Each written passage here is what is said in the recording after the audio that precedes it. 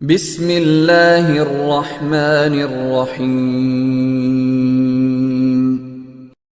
السلام علیکم ورحمۃ اللہ وبرکاتہ۔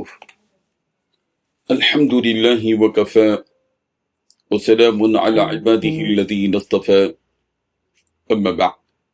حاضرین و ناظرین، یہ درس قرآن نمبر 303 ہے، اور آج سورہ آل عمران کی 2 آیتوں کی تلاوت و تشریح کی جائے گی، آیت نمبر 140 اور 141۔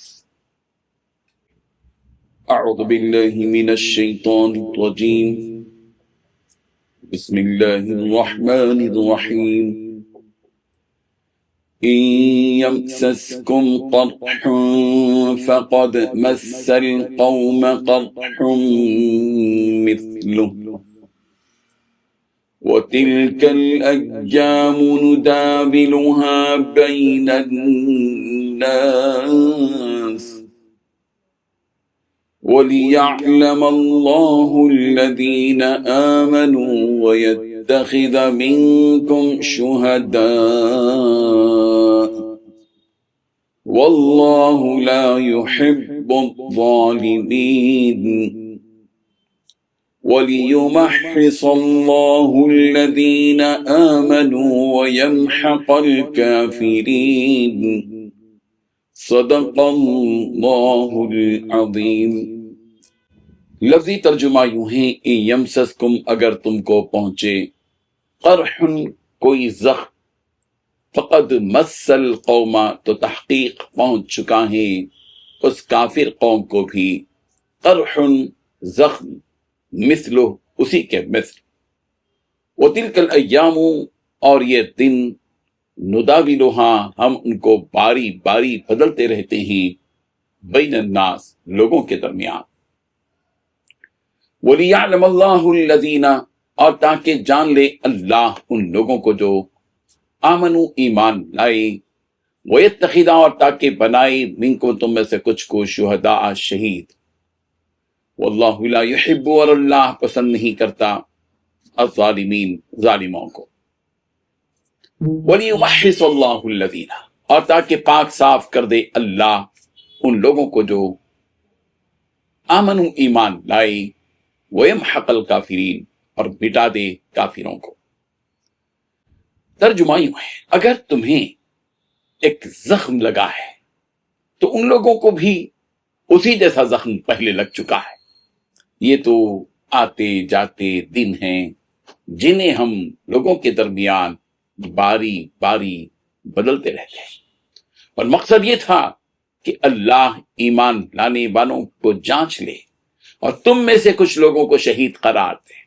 اللہ ظالموں کو پسند نہیں کرتا، اور مقصد یہ بھی تھا کہ اللہ ایمان والوں کو میل کچیل سے نکھار کر رکھ دے اور کافروں کو ملیا میٹ کر ڈالے۔ ان 2 آیتوں میں 5 باتیں بتلائی گئی ہیں۔ پہلی بات، اگر تم کو زخم پہنچ گیا ہے تو تمہیں معلوم ہونا چاہیے کہ تمہارے مقابل قوم کو بھی زخم پہنچ چکا ہے۔ دوسری بات، یہ تو آتے جاتے دن ہیں جنہیں ہم لوگوں کے درمیان باری باری بدلتے رہتے ہیں۔ تیسری بات، اس کا مقصد یہ تھا کہ اللہ تعالیٰ ایمان والوں کو جانچ لے اور تم میں سے کچھ لوگوں کو شہید قرار دے۔ چوتھی بات، اللہ ظالموں کو پسند نہیں کرتا۔ پانچویں بات، یہ مقصد بھی تھا کہ اللہ تعالیٰ ایمان والوں کو میل کچیل سے نکال کر رکھ دے اور کافروں کو ملیا میٹ کر دے۔ بزرگان محترم، ان آیتوں میں اللہ تعالیٰ نے مسلمانوں کو تسلی دی ہے کہ اگر جنگ احد میں آج مسلمانوں کو شکست ہوئی اور مسلمانوں کو زخم پہنچا ہے، تو یہ بھی تو دیکھو کہ جنگ بدر میں تمہارے دشمن کو بھی تو شکست ہوئی تھی، اور دشمن کے 70 افراد ہلاک ہوئے اور 70 افراد قیدی بن کر آئے۔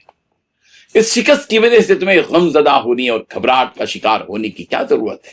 اور تمہیں ہمت بھی تو نہیں ہارنی ہے، اور تمہارا بھروسہ تو اللہ پر ہونا چاہیے۔ اللہ تعالیٰ فرما رہے ہیں کہ ہم لوگوں کی حالتیں یکساں نہیں رکھتے۔ اللہ تعالیٰ اس میں عروج و زوال ہماری حکمت کا ایک حصہ ہے، اللہ تعالیٰ کی حکمتوں کا ایک حصہ ہے یہ عروج، زوال، یہ زندگی اور موت، یہ شکست اور فتح۔ ہم اللہ فرما رہے ہیں ہم ان ایام کو باری باری بدلتے رہتے ہیں، کبھی تمہارا پلہ بھاری ہوتا ہے تو کبھی تمہارے دشمن کا پلہ بھاری ہو جاتا ہے۔ گزشتہ جنگ میں تمہارے دشمن کو شکست ہوئی اور تم کو غلبہ ملا، اب تم کو شکست ہوئی اور تمہارے دشمن کو غلبہ ہو گیا۔ دراصل جنگ کے ان احوال کے ذریعے ہم تمہارے ایمان کا امتحان لینا چاہتے ہیں کہ کس کا ایمان کس قدر مضبوط ہے، اس لیے کہ مصیبت کے وقت ہی امتحان ہوتا ہے، ایسے وقت ہی مخلص اور غیر مخلص کی پہچان ہوتی ہے۔ چنانچہ ہوا بھی ایسے ہی کہ جو منافق تھے وہ اپنے سردار کے ساتھ جنگ سے پہلے ہی رفو چکر ہو گئے، اور جو حقیقی مومن تھے وہ جنگ کے آخر تک اپنے نبی کے ساتھ رہے، رضی اللہ عنہم ورضوا عنہ۔ اللہ تعالیٰ ظالموں کو ہرگز پسند نہیں کرتے۔ اگر ہمیں اپنے رب کا محبوب ہی بننا ہے تو اپنے سارے معاملات میں انصاف کے ساتھ رہنا ہوگا۔ اللہ تعالیٰ کو احسان، ایثار اور انصاف پسند ہے، ظلم، تشدد، سرکشی رب ذوالجلال کو ہرگز پسند نہیں۔ اللہ تعالیٰ کو اس کے ذریعے سے یہ منظور تھا کہ ایمان والوں کو پاک و صاف کر دے، اس سے کہ صبر، اخلاق اور نیک اعمال سے آدمی پاکیزہ ہوتا ہے، اور اللہ تعالیٰ کو یہ بھی منظور تھا کہ کافروں کو مٹا۔ چلیے ذرا ہم اس آیت کو ہمارے محبوب ملک بھارت کے پس منظر میں سمجھتے ہیں۔ جنگ بدر میں مسلمانوں کو فتح ملی اور دشمنوں کو شکست ہوئی، اور جنگ احد کا معاملہ بعض اعتبارات سے اس کے برعکس ہوا۔ پہلے دشمن زخموں کی زد میں آئے اور اب اس جنگ احد میں مسلمان زخمی ہوئے۔ رب ذوالجلال کا یہ نظام ہے کہ دن ایک ہی جیسے نہیں رہتے، تلک الایام نداولها بین الناس، یہ تو آتے جاتے دن ہیں جنہیں ہم لوگوں کے درمیان باری باری بدلتے رہتے ہیں۔ اگر ہم بھارتی مسلمانوں پر یہ تشویشناک حالات جو ابھی پیدا ہوئے ہیں، چاہے وہ شہریت ترمیمی سیاہ قانون کا ہو، یا سول کوڈ کا قانون ہو، حجاب اور طلاق کا مسئلہ ہو، یا وقف ترمیمی بل کا مسئلہ ہو، تو ظاہر بات ہے کہ یہ ایک امتحان ہے۔ یہ مت سمجھو کہ یہ حالات ہمیشہ رہیں گے۔ عروج و زوال، فتح و شکست، نفع و نقصان انسانی زندگی کا حصہ ہے۔ ملک کے حالات کو اگر گہرائی سے دیکھا جائے تو اس ملک کا مستقبل بھارتی مسلمانوں کے حق میں زیادہ بہتر ہوگا۔ آج اگر الٹ ہے تو پھر پلٹ ہے، پلٹ ہے تو الٹ ہے، آج وہ ہیں تو پھر ہم ہیں، یہ دنیا چلتی رہے گی۔ رب ذوالجلال ہم سب کو حق کو تھامے رہنے کی، رب ذوالجلال کی طرف نظریں رکھنے کی، اسی پر بھروسہ کرنے کی توفیق عطا فرمائے۔ آمین وآخر دعوانا ان الحمدللہ رب العالمین۔ ڈیلی درس قرآن کو سبسکرائب کیجئے، اپنے تاثرات اور مشورے ارسال کیجئے، اور متعلقین کے گروپ بنا کر انہیں روزانہ درس قرآن بھیجیں اور اجر ثواب پائیں۔